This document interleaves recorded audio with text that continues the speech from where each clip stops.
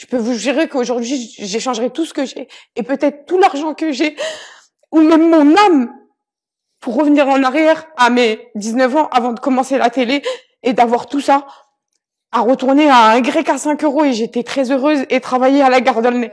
Je prends un peu énormément de recul sur les réseaux sociaux parce que ce que c'est devenu, ça me dérange. Ça me dérange, c'est quelque chose qui ne me correspond pas. Cette sélection des interviews. Voilà, oui, cette sélection des interviews parce que j'ai peur que peut-être mes idées ne soient pas perçues comme moi je voudrais qu'elles soient perçues. J'ai peur que les personnes détournent mes propos et le font passer d'une autre manière parce qu'on va pas se mentir. Aujourd'hui, quand tu dis tu fais partie de la télé-réalité, je suis désolée, mais j'ai l'impression que quand on dit télé-réalité, direct on te base de partout, t'es catalogué.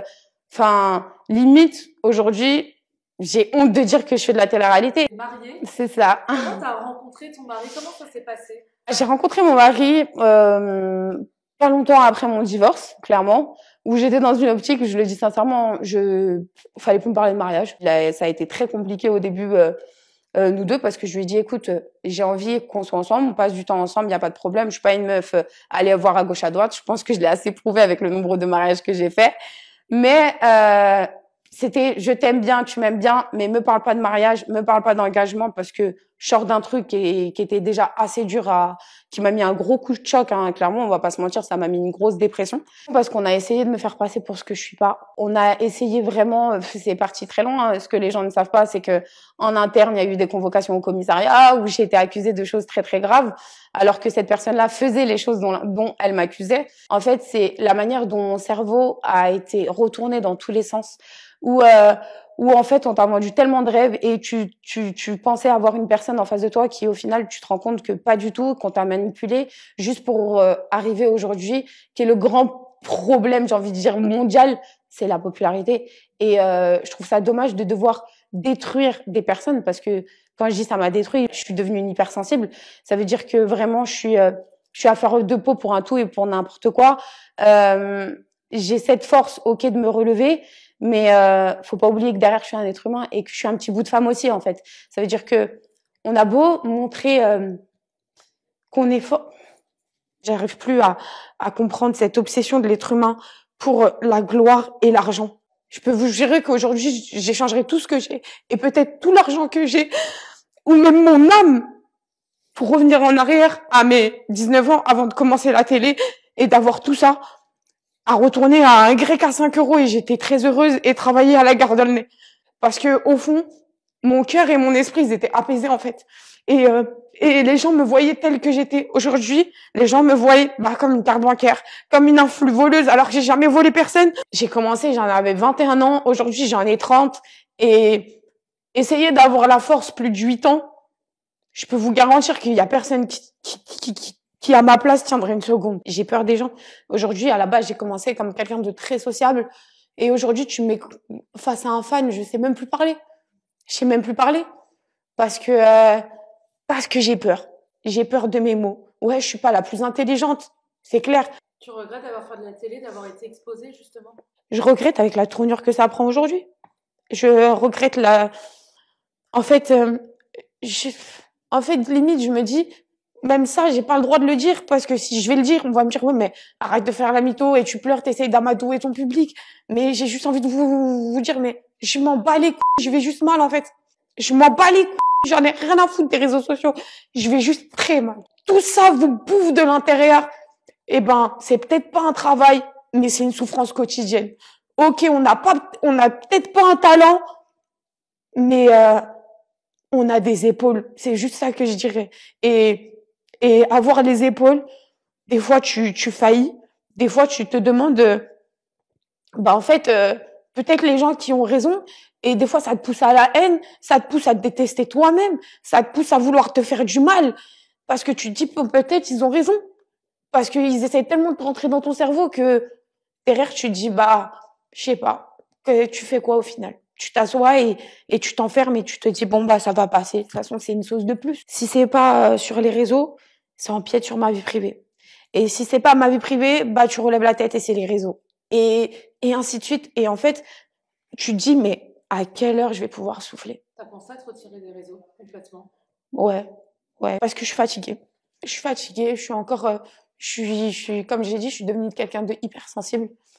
Euh, de gérer ta vie privée, de gérer les réseaux, c'est lourd. T'as pas le choix. Tu dois prendre ton snap parce que derrière, t'as des placements. Tu dois snapper parce que on va peut-être t'oublier et du coup, tu vas être effacé de ce monde.